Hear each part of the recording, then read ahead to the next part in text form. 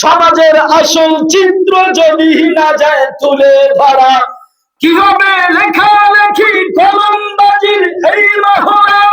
সমাজের আসল চিত্র যদি না যায় তুলে ধরা, যদি ওই ঘুষের বলে কলমটা উল্টো চলে, যদি ওই হেলান বলে ক্যামেরা উল্টো ঘোরে, তবে কি যাবে রোখা দুর্নীতিকে?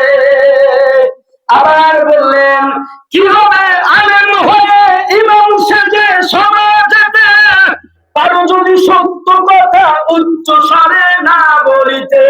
কি হবে আলেম হয়ে ইমাম সেজে সমাজেতে, পারো যদি সত্য কথা উচ্চ স্বরে না বলিতে।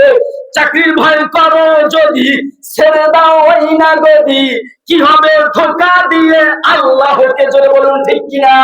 মসজিদে চাকরি করি, সুদের কথা বলতে পারবো না।